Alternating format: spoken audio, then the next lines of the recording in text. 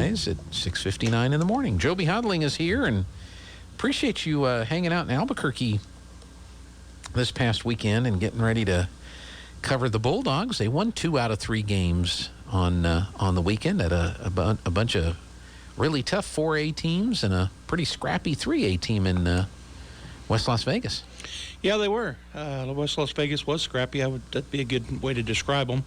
That team from Taos, the one loss that you mentioned there that we took, that the Bulldogs took, that team from Taos is really good. They're big and they're really good. So I would say, based on the little bit of knowledge I got of this year's 4A teams, which is, like I said, a little bit of knowledge, they're going to be probably the top team to beat. The Bulldogs played pretty well with them through the first half, but second half, I think we just got tired. I think their big bodies got us down a little bit. They were able to pull away and end up winning, but Bulldogs played well. It was a good tournament. Hope Christians have never been there before, but a nice gym and good folks there running that place, and everything went real smooth as far as I could tell. I hope everything went smooth here. Sounded great. Silver's the number 1 ranked team according to the Max Preps, but Taos is right there at number 2.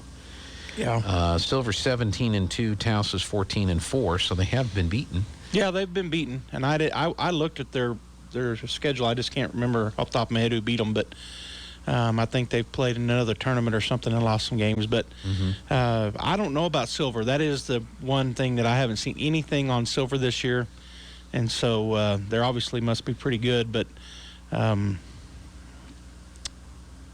Taos is going to be tough just because of their general size. They've got 5 big guys, and one of them's that I'm including in that is 6'3", but he's a guard. And he's bigger than most guards that you're going to have across the board in Class 4A and probably even Class 5A. He's going to be one of the biggest guards in the state, and he's really good. He handles well. But his length is what makes him so difficult for other guards. And then they've got 4 bigs. They're listed at 6'4", 6'5", and 6'7". I think that's big. So they're tall and they're strong, and they've got good. They're not super skinny, so right? But they're not heavy either. They're just good athletes. They're just big, good-looking athletes, and they all handle really well. They play good defense, and they all touch the ball. Shoot the ball well. So, to me, they're going to be a difficult team just because of their size. Right. They were able to go up above the rim and get rebounds. Our guys just weren't able to get those rebounds, and they were doing it from behind us, which is difficult to do. But when you're 5 to 7 inches taller than the guy you're rebounding over, and you just go straight up, you can do it. Now, they lost 2 of their first 3 games to Capital and Santa Fe. Santa Fe was in a tournament. Then their other 2 losses were on the 29th in a tournament to Belen. And Belen's one of the top teams in the state. And then they lost to Goddard in a tournament on January 7th in overtime. Yeah. 66-60. But other than that, they've been whooping up on everybody. Well, I talked to their radio guy. He was there. There was and I can't remember his name, but and he told me that game against Artesia was the best game they've played this year. And he said they have not been going into their big guys until that game. He said, I just can't figure it out. But he said, boy, they did a good job today. Yeah. So, Capital, Belen, Santa Fe, those teams and may Goddard. and Goddard, they may have some height. We know Goddard's got a couple of guys that are bigger guys, but those guys are kind of known for their guard shooting. All those teams, every one of those teams you just mentioned, are known for their three-point shooting, especially Capital and Santa Fe. Right. And according to their radio guy, which we got to give him all the credit because he's a radio guy, he told me, he said that, he goes, if they do what they did today, and I would have to agree with him. He said they haven't done it all season. He goes, it's crazy. They don't go inside. He said this is their best game by far against Artesia. Wow. The day before, I was talking to people there at Hope Christian, and they were just really impressed with the Bulldogs. Said, man, this is the best team we've seen in a while. So, so you had 2 good teams going against each other, but Taos just just bigger. Yeah. And Coach Mondragon and I talked before the third place game on Saturday, and he said this. He kind of said the same thing I was thinking, is that they just got us there in the second half with their size. We just didn't play as well as we could defensively and didn't block out as well as we could. So, they're beatable, but they're just big. Damon Eli, I know you mentioned him a lot. 6'7", Yeah, 200 pounds. Yeah, he's thin, but he's not. 200 pounds. You think, well, 200 pounds, that's a big guy, but he's 6'7". Right. But he carries it well. He carries his weight distributed well across his body. And he's just a junior. Right. And you got Eldon Torres, 6'5" senior. Mm-hmm. Xavier Duke, a 6'5" junior. Mm-hmm. Anthony Padilla, 6'3" senior. Mm-hmm. Yeah, that's the guard, the Padilla. The Xavier, or let's see, Duke and what was the other one, Torres? Mm-hmm. Yeah, Both of Eli, those guys, Torres, and Duke. Yeah, both of those guys.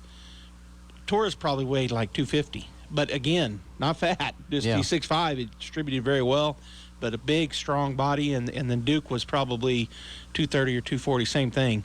So it just, they're a good basketball team. If they, according to the radio guy, I watched them. So if they do what they did against Artesia, they're going to be tough to beat, because they really tried to feed it down inside, and those big guys moved well, had soft hands, and they didn't miss when they were in there on the basket. I mean, they're really good about putting it up and in. So it's fun to watch. No, they're good tournaments to play, because then, the Bulldogs have a game now against Taos. They know a little bit more about them, and they're probably going to see them again if they get through the state tournament. So right, be fun to see. So Bulldogs have Roswell High Tuesday in Roswell. What's going to be interesting there is the Roswell girls are on a little bit of a winning streak. They beat Goddard last week, and they beat Rio Rancho in Rio Rancho last week.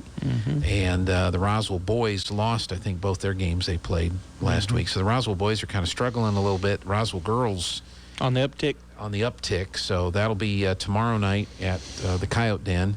And then on Friday, the Hobbs Eagles come flying into town, and that'll be a good test for both of our teams, boys and girls. Yeah, they're very good. Both of their teams are really good, and going to be difficult for us to beat, but it's possible. Oh, yeah. It's going to have to play well. And then Monday is the makeup game for Ruidoso. So for the girls. I had forgot about that one when I was talking about it on the radio Saturday, but Monday here.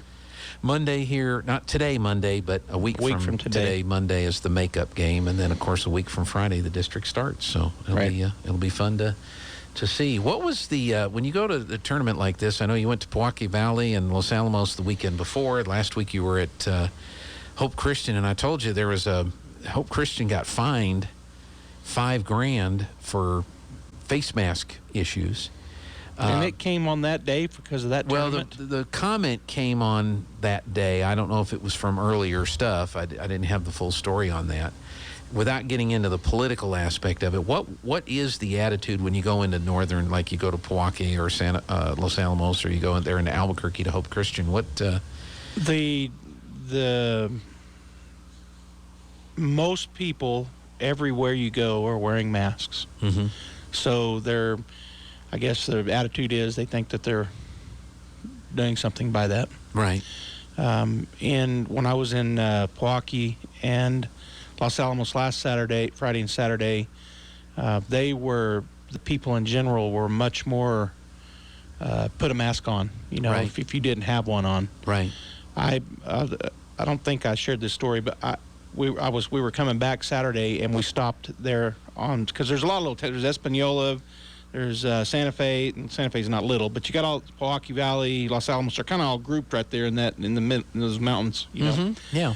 And we left Los Alamos. I'm driving down the road, and there was a I think it was on one of the Indian, and there's also Indian reservations and pueblos all through there. And there was a real nice big place to stop and get fuel, and I needed to get fuel, so I pulled in there, and there was nobody. There was one other car there Saturday evening last weekend, and I had my mask because I knew that I had it in my hand. I had it in my pocket. Right. But I didn't. Anyway, so when I stepped into the door, I opened the door and stepped in, just your normal walk in. Yeah. The lady behind the counter looked at me and basically screamed, Yeah. "You must put on a mask!" You must put on a mask. Yeah. I mean, yeah. just so, and she was wearing gloves, and I think she was double masked, and Yeah. I mean, I was like, I just smiled and pulled it out and put it on. Put it on, yeah. What about my business? Yeah. But so that's kind of the attitude. At Hope Christian specifically, when I walked in the first day, which was Thursday, I said the guy at the taking the money had a mask, but it was down on his throat. It wasn't even on his chin. He had it all the way down here. So technically, he had a mask because on. they had signs like every place. Yeah, they're here too. We have Still signs does, here. Yeah. everywhere. But he didn't have his on. I mean, and I said. I showed him my deal. I said, "Hello, how are you?" And he goes, "I'm good." And there was a pretty crowded area right there, and coming into their gym, and there was a lot of people in there. And I held out I pulled it out of my jacket, and he goes, "Okay." And I said, "Do I need to put my mask on?" And he goes, he kind of looks around, and looks back into the gym, and he looks back at me, and he goes, "No." He goes, "A lot of people are wearing them, but a lot of people aren't." Yeah. And and then I asked him, where should I go to set up? And he goes, "Well, you see," he turned back around, and he pointed. And it was the head boys basketball coach was sitting at a table. We could both see him. Right. And the guy, I guess, saw me because he's waving, and I don't want to get him in trouble, but no. His mask was down too. Yeah. And if the head guy, so. I don't know where the fining thing comes from, but it came out. Cliff Pirtle, who's a state rep out of Roswell, had made a statement, commented on the fact that they had gotten fined. And so if that's why you see superintendents and principals and other officials when you go into a basketball game handing you a mask or doing that kind of stuff. Because they don't want to get fined. They don't want to get fined. Kind of shocking to me. It's a private Christian school. I didn't think that the state had any say over them. But I guess because it's a statewide mandate, which isn't a law. That's right. Why it's crazy to me. Yeah. Anyway, so interesting experience, and we'll see how the Bulldogs do the rest of the season. Right. So did you staying up in Albuquerque, did that affect your meeting you were going to have with the Pecos Valley Bassmasters? So it did, in that I wasn't at that meeting. But Jeff, my brother, managed the meeting for me. Okay. Ended up being pretty short. I wanted to go over what happened in the meeting, and for those out there that are listening that maybe weren't at the meeting, and we didn't have a big crowd there. I think they had 9 or 10 men, 9 or 10 guys show up, and then one of the guys brought his wife, and anyway, that's not fishing, but just his wife came with him. So we elected new officers, and so our officers for the 2022 bass tournament season for the Pecos Valley Bassmasters is I'm still the president. Our new vice president is Jed Singletary. Our treasurer is Lisa Rutherford. Our secretary this year is going to be Jerry Houghtaling, my dad. Our tournament director is David Rutherford, and our New Mexico Bass Nation director is Mike Hill.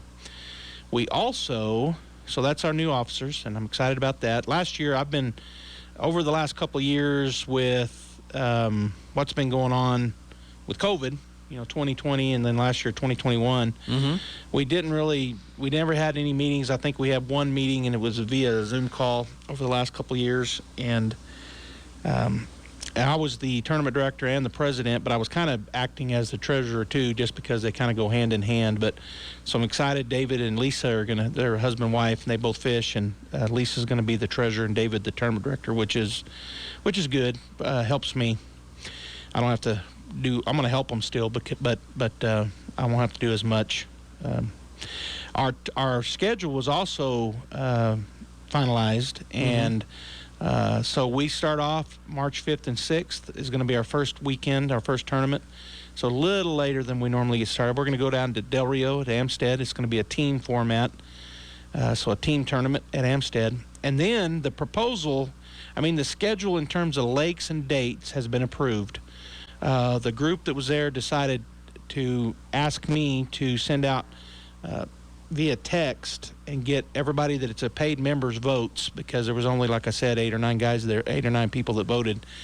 They wanted to get more voting done on the two, because I had a proposed schedule with 2 proposed format changes. So the schedule was approved. They did decide on that, but the format changes, we're going to take a vote and have that voted by Friday. Okay. The schedule right now has 15 tournaments, 10 individual tournaments, and 5 tournaments. But part of the format change, if that doesn't get approved, that will change how many actual tournaments we have, because my proposal to the club was that all except for our first tournament, which is at Amstead, and our last tournament, which is our championship, all of our other tournaments be one-day tournaments. So we'll still fish over weekends. So Saturday and Sunday would be two separate independent tournaments as compared to our normal rules, which in the past have been, we fished on April 2nd and 3rd. That was a tournament. It was a weekend. It was one tournament. So my proposal, which we're going to have a final vote on Friday via text, is that we have single-day tournaments. And my other proposal is matching up with what New Mexico Bass Nation and BASS does at the national level, which is different than what we've done historically at Pecos Valley. The second proposal was to have boaters fishing against boaters and non-boaters against non-boaters, having two separate categories. Okay. In the past, we did that a couple of tournaments last year. I thought at the end of our season. Yeah, I thought I recalled that you'd done that. Yeah, but prior to that, I don't know that the club has ever done it. And the club's been here since the 70s. It's always just been everybody against everybody in an individual tournament, so we're all fishing against each other. So those are the two proposals that we're going to have a final vote on this Friday. I'm going to send out texts today, and I'm also going to, for those out there listening, I'm also going to send out the invoices for joining the club. And so you got to be paid before you can vote. You got to be an active member. But I'm hoping to we've got a lot of interest. We've got a lot of people joining. I think our membership this year may double, maybe even triple from the last 2 years. Of course, we're coming out of COVID. Well, we're not out of, according to our governor, but according to a lot of people. But we're coming out of a lot of the restrictions anyway. Yeah. Or people may be feeling more comfortable getting it out. I don't know. But it looks like we're going to have double, triple the people joining. So real quickly, if we have time. Sure. I'm gonna go ahead and list the tournament. This is going to be on our website this week, so people out there listening can go to pvbm.club, and I'm going to update our website and get this. Instead, it won't say proposed. I'm looking at it. It says proposed. It's going to say our 2022 tournament schedule. Actually, now that I think about it, it'll probably be either this weekend or the first next week before I put it out, because I do want to get it finalized. We get that final vote on the if we're going to make these individual tournaments. So the way I've got it right now is March 5th and 6th. We're going to fish a normal, what we consider normal. It'd be 2-day, one tournament, 2 days at Lake Amistad in Del Rio. It's going to be a team tournament. And then from then on until our championship, it'll be right now proposed single days. So we got April 2nd at Possum Kingdom and April 3rd at Possum Kingdom in Texas. Those are individual tournaments, and they're in conjunction with New Mexico Bass Nation, who's having their first two tournaments of the year there at Possum Kingdom. And then April 30th, I've got Brantley. It'll be a team tournament, and that's just a Saturday, a one-day tournament. Then May 21st and 22nd, two individual days. It'll be individual tournaments, and there'll be two of them, one on the 21st and one on the 22nd. And that is to be determined, the lake, and that's because it's what New Mexico Bass Nation has scheduled as their second and their third and their fourth tournaments for this year, but they haven't scheduled the lake yet. They're waiting to see about New Mexico, right, to make sure that the lakes have some water in them, that we can get on them, but due to the COVID. June 11th at Brantley, a team tournament, one day. That's a Saturday. June 25th and June 26th, 2 days, but two individual tournaments the way that it's proposed. That will be at Ute Lake, unless we get word from the state that we cannot fish there. Those are individual day tournaments. Again, boaters versus boaters and non-boaters versus non-boaters, the way we have it proposed. July 9th, back at Brantley, one-day team tournament, Saturday. July 16th, individual tournament at Fort Phantom Hill, and July 17th, an individual tournament at Fort Phantom Hill. August 13th, an individual tournament at Hubbard Creek, and August 14th, same thing at Hubbard Creek. And then August 27th, our last proposed, well, we're going to do it because the date has been approved at Brantley at a team tournament. So the way that I wrote this proposed tournament schedule that has been approved, besides having, whether it's 2 days or 1 day, was that we would have 10 individual tournaments and 5 team tournaments to be eligible to fish in the championship which is scheduled for September 17th and 18th in the lake to be determined, and that would be a 2-day tournament. Individuals to be eligible to fish in that, you got to be in the top 10 first, but then you have to fish to at least 8 of our 15 tournaments, with at least 5 of those 8 being individual tournaments. Okay. So you have 10 opportunities, the way the schedule is written, to fish 5 individual tournaments at a minimum, and then we have 5 team tournaments, and you could fish, minimum. You could fish all 10 team individual and not fish any teams and be eligible, because you just have to be fishing at 8 tournaments with at least 5 of them being individual. Gotcha. So that's our schedule, which is going to be that way. Those dates that I said, and again, for those out there that are interested, this will be on our website next week. It'll be next week, because I got to get because if we do take these and change them back to weekend tournaments, one tournament on a weekend, then we'll end up having 1, 2, 3, 4, 5. We would end up only having 5 individual tournaments and 5 team tournaments. So we'd might have 10 to make total, make an and then we'll adjustment there. adjust on the qualifying. So if you want to join, you want to get your dues paid so that you can get the magic text. Yep. and have a voice in this. Just get a hold of Joby this week. Well, go to pvbm.club if you want to join and you haven't joined. Go to pvbm.club, click on the join tab. It's going to populate a fillable PDF. Fill that out and email it to me. That'd be the fastest. Fill it out and email it to me, and that way I can send you the invoice and you can pay. If you'd rather pay with cash or check, then you can obviously let me know that.